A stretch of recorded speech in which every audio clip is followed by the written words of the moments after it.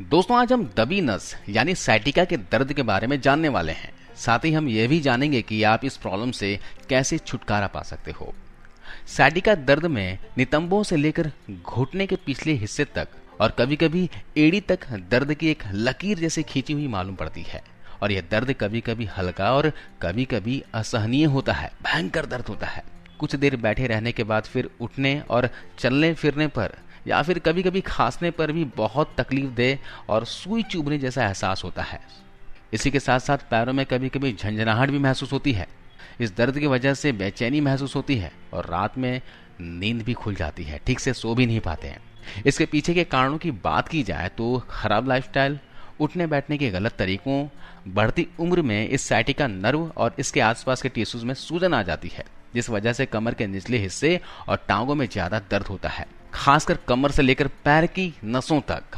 दरअसल साइटिका खुद में बीमारी नहीं है, बल्कि बीमारियों के सिम्टम्स हैं, लक्षण हैं। इसका मूल कारण होता है डिस्क प्रोलैप्स, कमर के निचले हिस्से में चोट या रीढ़ की हड्डी की अर्थराइटिस आदि हो सकता है। खास करके सर्दियों के मौसम में यह दर्द और भी ज्यादा परेशान करती है। चलने फिरने में बहुत तकलीफ होती है, उठने और बैठने में भी बहुत मुश्किलों का सामना करना पड़ता है। तो आज मैं आपको एक बहुत ही इफेक्टिव घरेलू उपाय के बारे में बताने वाला हूँ, जिसके इस्तेमाल से शरीर में जो ब्लड फ्लो होता है, जो ब्लड सर्कुलेशन है, वो सही तरीके से होने लगेगा और जो आपकी नस दब रही है वो भी ठीक हो जाएगी, बंद नसें खुल जाएगी, मांसपेशियों के ऐंठन को भी ये दूर कर देगी। इसके अलावा हार्ट हमेशा हेल्दी रहेगा। इसके अलावा हम ये भी जानेंगे इस वीडियो में कि नसों की मजबूती के लिए हमें कौन सी चीज़ों को डाइट में शामिल करना चाहिए। तो सबसे पहले हम जानते हैं साइटिका के दर्द के दौरान किन बातों का आपको ध्यान रखना है। सही स्थिति में, सही पोस्चर में कुर्सी पर बैठें, लंबे समय तक एक ही स्थिति में ना बैठें, बीच बीच में टहलते रहें और पोजीशन बदलते रहें। आसानी से पचने वाला हल्का संतुलित भोजन करें। ऐसे डाइट ना लें जो पचने में भारी होते हैं, जैसे कि उड़द की दाल हो गया, छोला, राजमा, चना हो गया, फास्ट फूड, नॉनवेज हो गया, इन सभी का सेवन ना करें। आगे की ओर ना झुकें, ज़्यादा भारी वजन भी नहीं उठाना है। महिलाएं ऊंची एड़ी के चप्पल ना पहनें। आराम करने के लिए तख्त या सीधा बेड पर हल्का गद्दा बिछा हो, है ना। ज़्यादा गद्देदार बिस्तर में भी आपको नहीं लेटना है।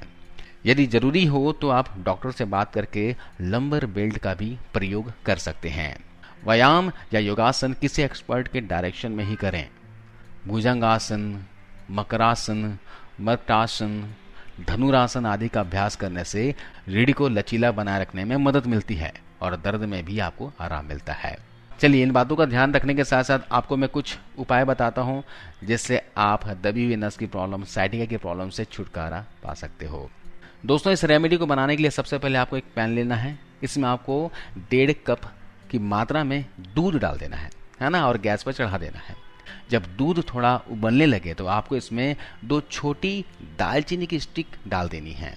दालचीनी नसों की कमजोरी को दूर करने में काफ़ी हेल्प करती है, साइटिका के दर्द को कम करती है। अब आपको इसमें अगली चीज़ जो ऐड करनी है वो है दोस्तों हल्दी। और हल्दी भी आपको कौन सी लानी है?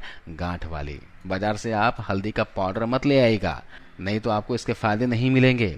आपको बता दूं कि बाजार में मिलने वाले जो पाउडर होते हैं, इसमें से पहले ही तेल यानी कि औषधि गुणों को निकाल लिया गया होता है, जिसके फायदे नहीं मिलते हैं, और ये पाउडर सिर्फ कलर छोड़ते हैं। तो इस तरह का गांठ ले आइए और गांठ वाली हल्दी को कूट कर, पीस कर इसे इस्तेमाल में लाइए। आपको किसी भी किराने की शॉप में बड़ी ही आसानी से मिल जाएगी।